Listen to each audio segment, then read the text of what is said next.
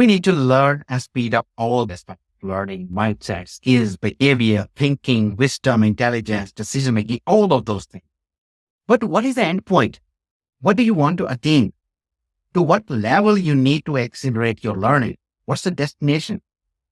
So let me first qualify where we need to go, what kind of learning we are really talking about in professional setting.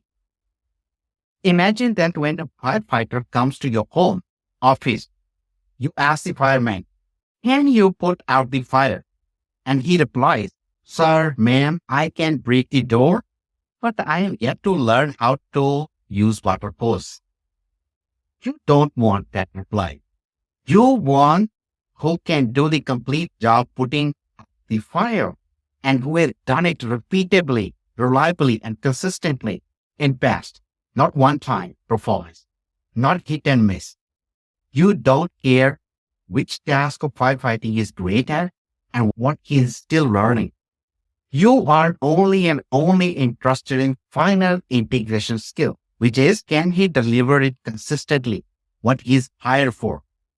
We need to deliver results for the entire job or job role, not individual skill, not individual tasks or activities. This stage we call proficiency. This is what the end of any learning we do professionally should be. Consistent results. This is what your employer wants from you, a proficient employee. This is what your clients want from you, a proficient consultant.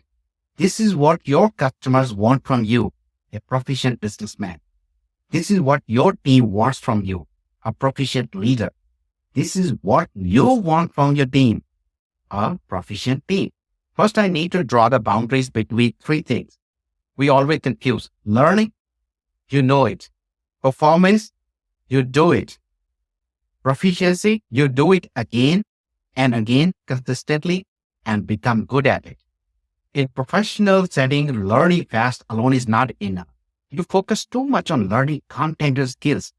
Learning content and individual skills or gaining information or learning one specific activity at a work is not proficiency. But ironically, that's where you spend most of your time. But that time adds nothing to speeding up your journey toward overall proficiency in your job, work, or business. Rather, what it does is it slows you down. When we focus on learning alone and not the consistent end results, your customer, client, your peers, your manager, everyone is going to think you are not a fast learner if you don't produce consistent results fast enough. So what's the trick? Proficiency is what gives the results for which you get recognized, for which you get promotions, for which you get successful contracts. The trick is when you target accelerating your movement toward the stage of proficiency, you automatically accelerate performance and learning. You don't have to do much to speed up those. You need to learn for a purpose, and purpose is professional proficiency. You learn for professional proficiency.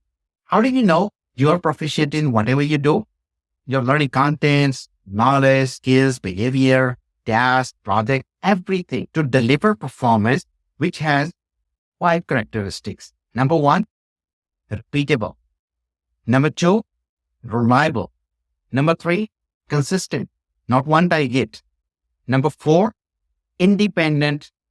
And number 5, deliver to the agreed standards. And when you reach that quality performance, your client, your managers, your customers, your team members, all are going to view you as a proficient professional. At this stage of proficiency, you can handle any kind of situation effortlessly, and you don't need much help. Your performance is fluid, almost part of your body.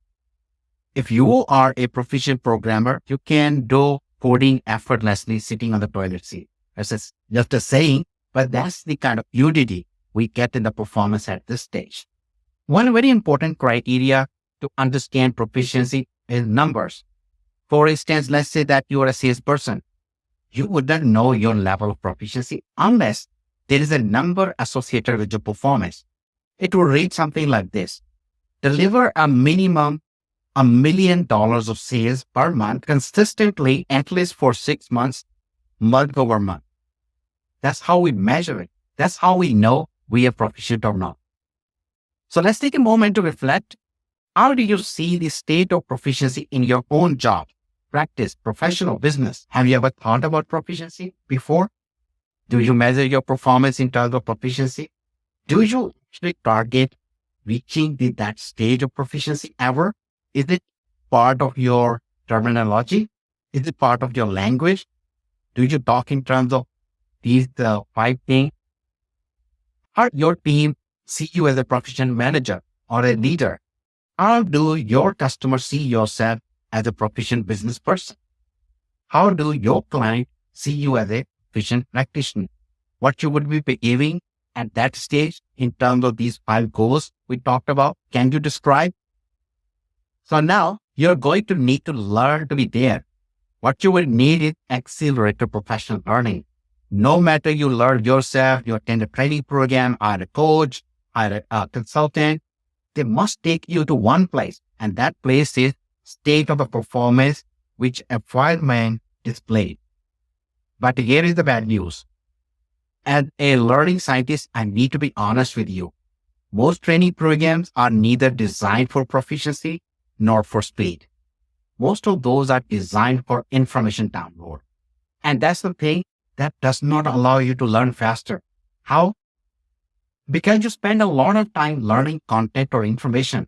When you spend time on something that does not lead faster proficiency, you're making yourself go there slow. Therefore, when you set out to learn something, ask yourself this question: how much this program, course, or event I'm attending will enable me to go there faster and get an repeatable, reliable, consistent performance independently to my job standards? Or when you engage in learning something of your own, ask yourself, whatever activities you are engaged in, do those really take you to that stage? If the answer is no, then why waste time? Because learning that does not lead to the stage, perhaps it is going to slow you down. When your goal is speed, most important thing is how well the path you choose cut the time out from the path. How well it lifts up this flow of learning to follow that red accelerated curve in that picture.